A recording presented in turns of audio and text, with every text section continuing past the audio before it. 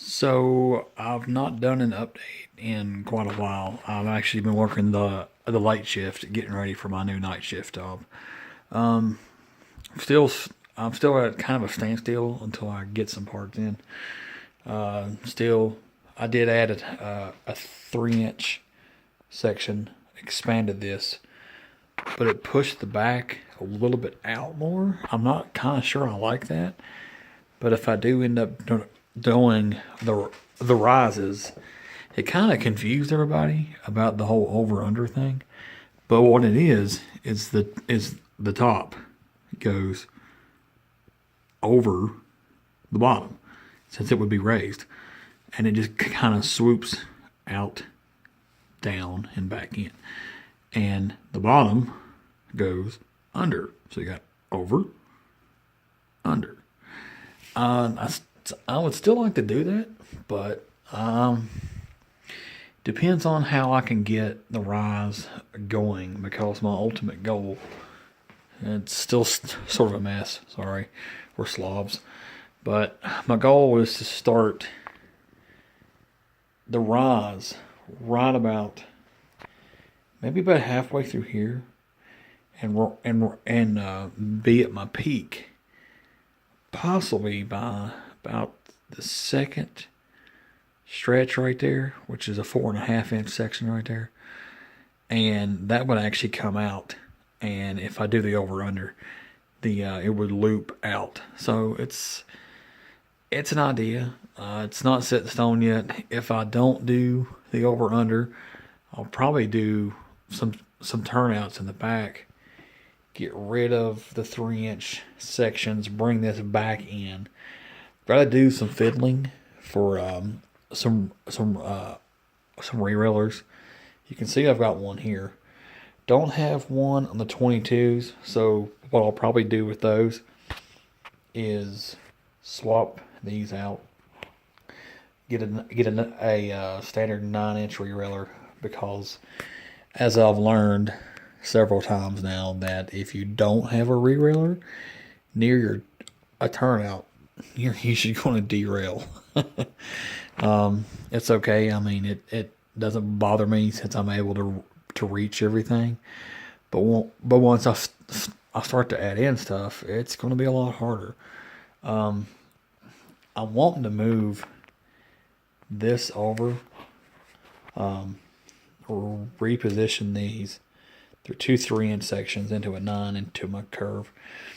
Well, actually a turnout, but which is straight into a curve, but that's all right because I'm going to turn this probably into a re-roller as well. Rocky had suggested to make my own, to find a scrap piece of track, take the actual track off. Pretty much you just, I don't know, you kind of manhandle it, pop out the track, and take it and kind of glue it on the inside. So your wheel is forced to come back on. That's sort of how this works. I mean, it's kind of easy to see that that little notch forces your wheel back in line, and it's the perfect width of a wheel. So, I mean, I've got to do some finagling. It's, as I said before, it's still a work in progress. I'll probably extend that out, probably swap, put it in probably another 3 inch section, I guess. As I said, move this over. Probably take at least one of the threes here and move the 9 into a 9 into a 3. Yeah, so I'll probably do 9, 9, 3, which would move this over to about right here. So that would give me more room to do the turnouts. Sorry, as you can see, my pinky, it's been broke for months now. So when I point, it kind of sticks out. Oh well, it didn't heal right, so yeah, things happen. Do turnouts, but also I want to add another one here. So when you get a turnout, I want it to angle this way. So I've got this one here, which technically can't house anything because it would just be an access road. to the turnouts here. Have them, if I move it over, I could probably run about 2 or 3 9-inch sections for this turnout. About probably 1 9 and 1 3. Probably a 9 and a 4.5. And then on the back, I could probably do like a 9 and a 3. And then have room in the back for probably like a huckaboose or something like that. But have a freight yard over here, the house and stuff. But then back here, I could do something like this. Have another extension all the way out. So I'll still have stuff. I'll still be able to house a lot of stuff. It'll shrink my space some, which is where I want everything. But I want to add in some stuff over here like cranes and construction trucks and stuff like that to add in stuff. Probably a forklift or something like that. Just to show some stuff. Because I want that side outlet there to be probably my coal trains. It won't house them all because I've got a ton, as you saw last time.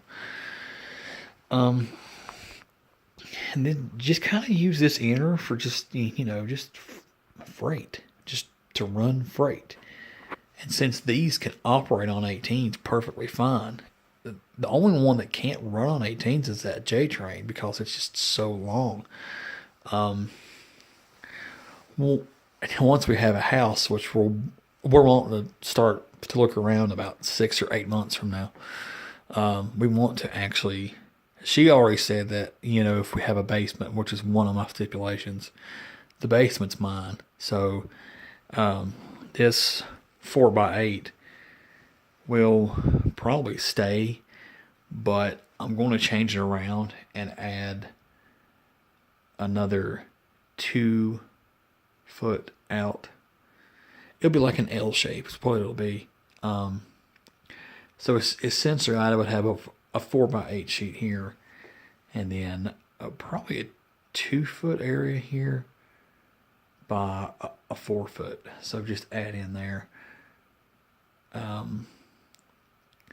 Which would turn this into, I think it's essentially I would do an 8x12 is what I would do. I would have 8 foot this way. No, I'm sorry, I'm confusing myself. Please don't pay attention to me. It'd be 12 foot. My bad. I'm sorry about that. It'd be 12 foot this way and 8 foot this way. So it'd be a lot bigger, but I could be able to add more yardage and stuff like that. That's in the future, though. For the meantime, I'm going to stick with something like this. I have considered to not add anything in yet.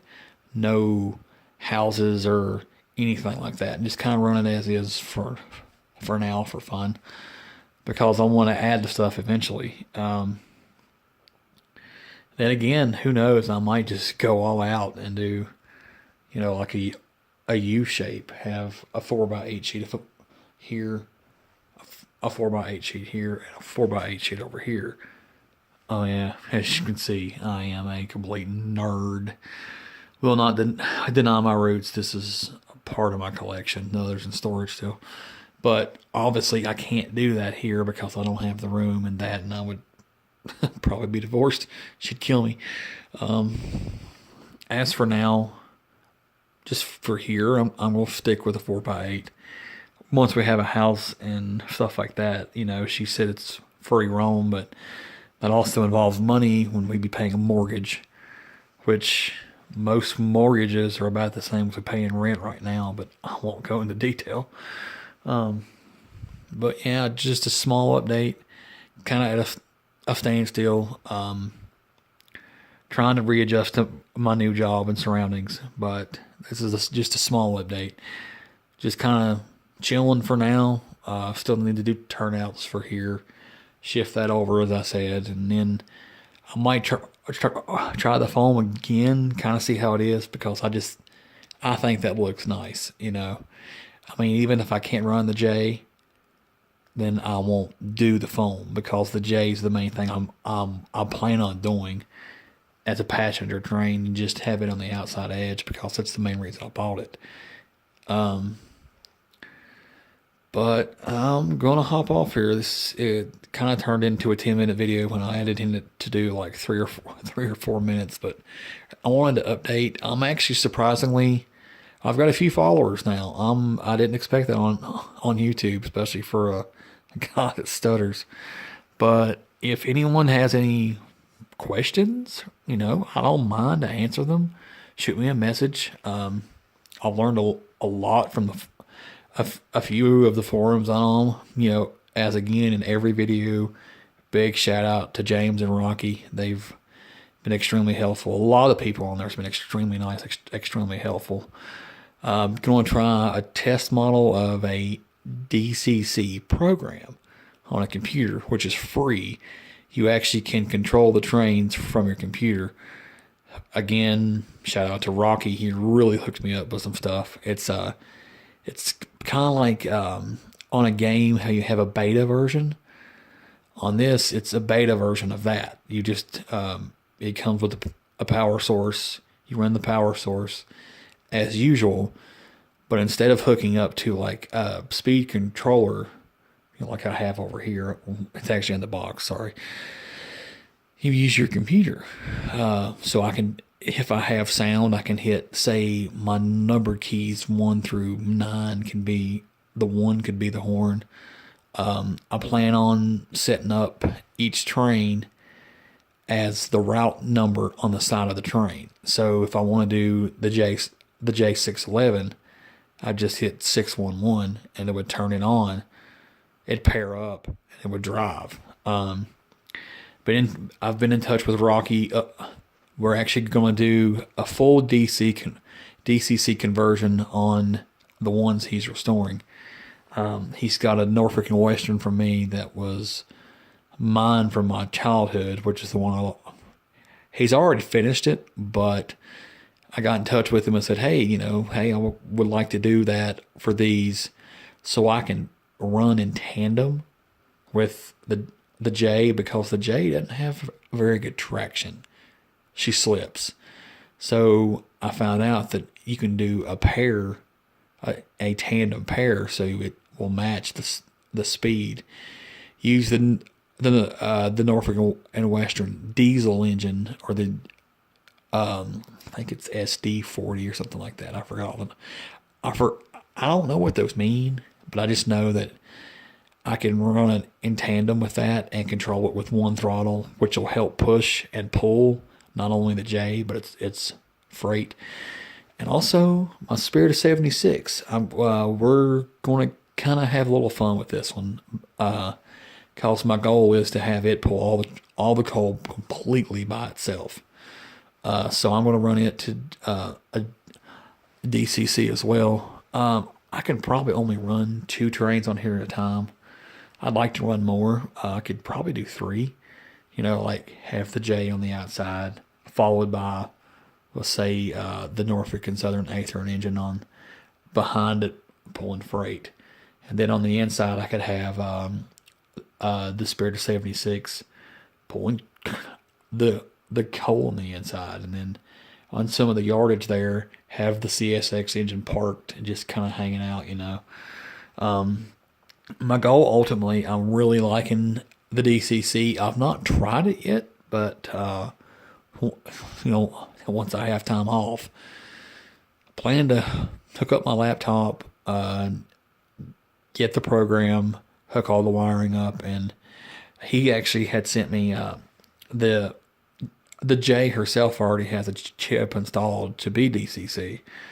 I've got to buy one for the Athearn. Rocky's going to work on the Norfolk and Western again, and the Spirit. We're still buying parts for both. We're going to turn that Spirit into a beast, because it's my favorite. He's actually restoring it too. It's going to get a paint job and some decals and stuff like that. Well, actually, probably not a paint job.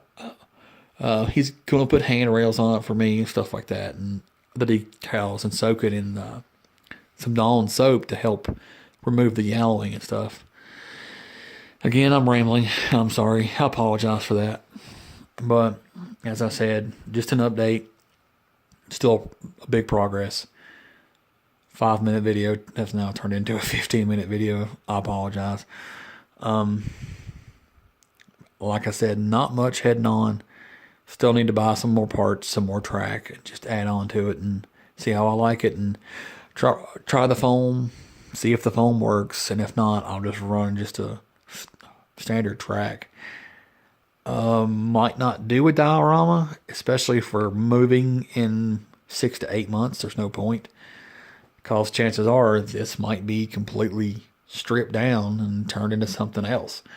I've got designs for all kinds of stuff. I have a design for an 8x12 already in my head that I want to do, which is kind of a modified over under, but I'll show you that if I do that. But again, thanks to those that have been actually watching the videos. If you're interested, just shoot me a message. I mean, I'll try to answer it. I'm still learning on my own. It's a lot of work and a lot of stuff to do. So, but yep, I'm gonna sign off here, and I guess try to relax, because it's about 12:30 a.m. and I've got to work again tomorrow. So thanks again, y'all.